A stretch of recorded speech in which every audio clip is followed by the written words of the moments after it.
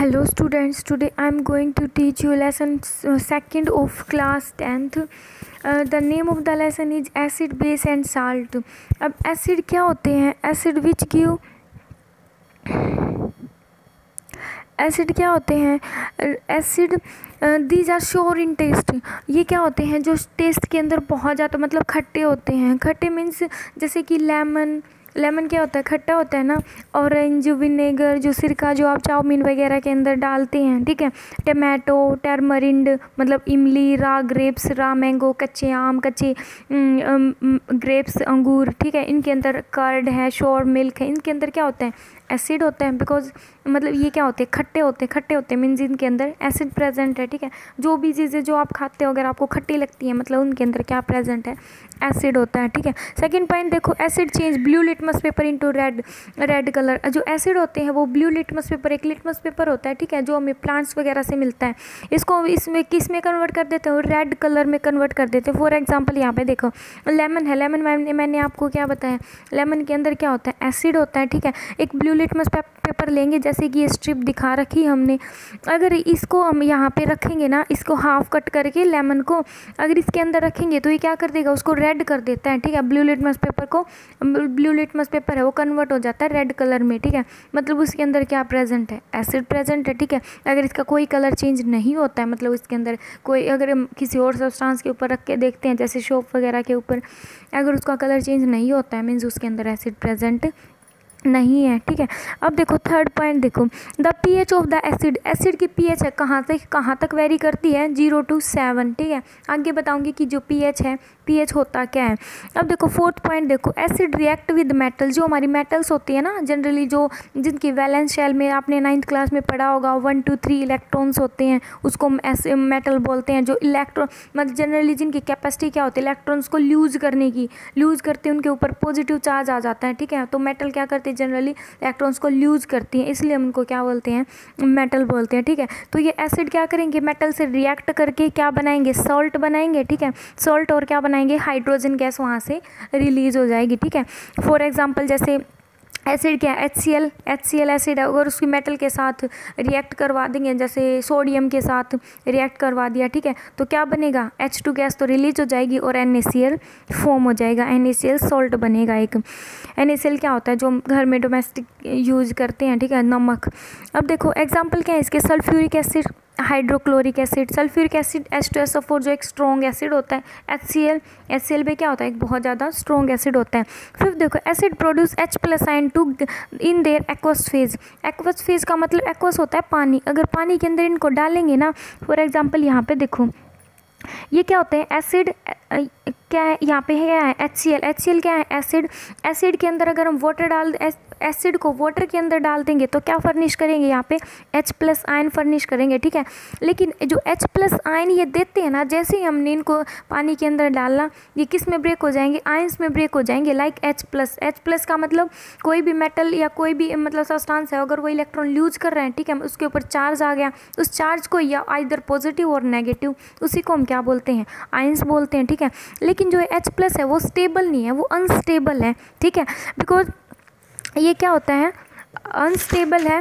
Because ये cantt remain, ये solution के अंदर अकेला नहीं रह सकता, इसलिए हम क्या करेंगे? इसको मतलब ये वाटर के अंदर फिर से कंबाइन कर लेता हो जाता है, ठीक है. अब H+ है वो सॉल्यूशन के अंदर अकेला रह नहीं सकता, ठीक है, बिकॉज ये वो अनस्टेबल है. कोई भी चीज़ है अनस्टेबल है तो वो अपने आप को स्टेबल करना चाहती है, ठीक है. तो ये H+ वाटर के मॉलिक्यूल्स के साथ रिएक्ट करके क्या बना लेता है?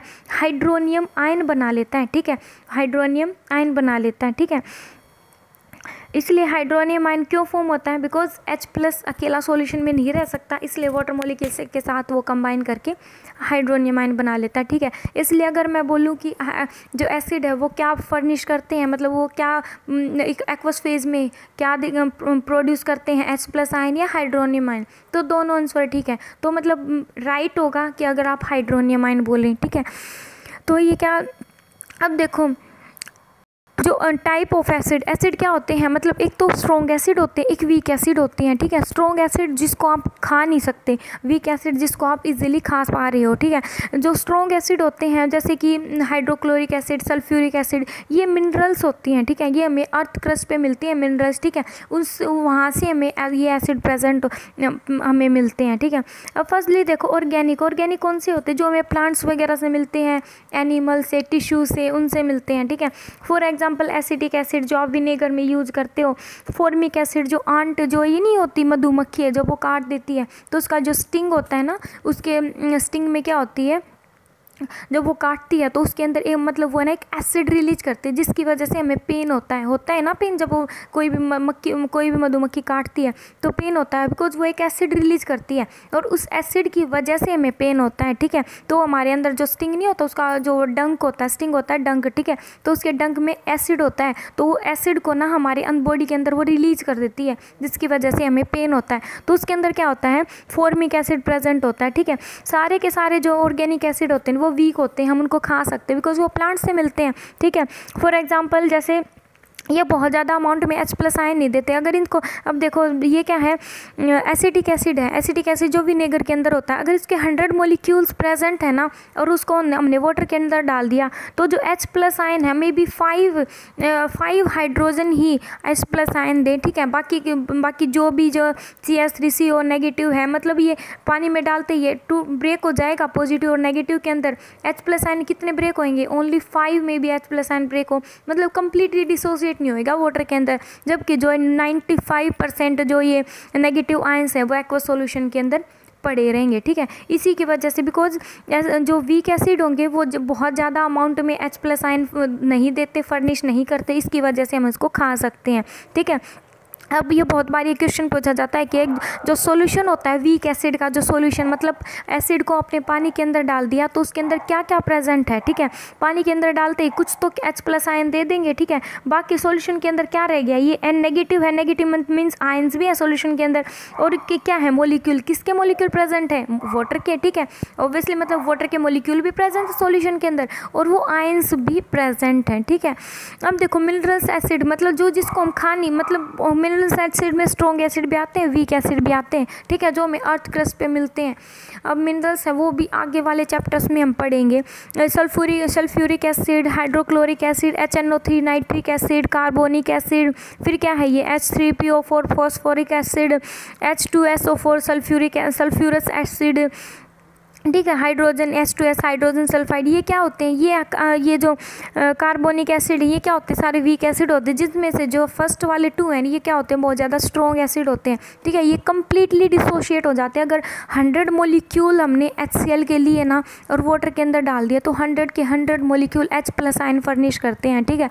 मतलब ये कम्प्लीटली डिसोशिएट हो जाते हैं। अगर ऐसे कोई पूछे कि स्ट्रॉन्ग एसिड के केस में अगर सॉल्यूशन के अंदर क्या क्या प्रेजेंट होता है, सॉल्यूशन के अंदर केवल आयंस प्रेजेंट होंगे, ठीक है। क्या प्रेजेंट होते हैं, ओनली आयंस प्रेजेंट होते हैं, बिकॉज ये क्या होते हैं, कम्प्लीटली आयनाइज होते हैं, कम्प्लीटली डिसोसिएट हो जाते हैं, ठीक है। ओनली आयंस कौन से प्रेजेंट होंगे, CH3 C डबल, मतलब जो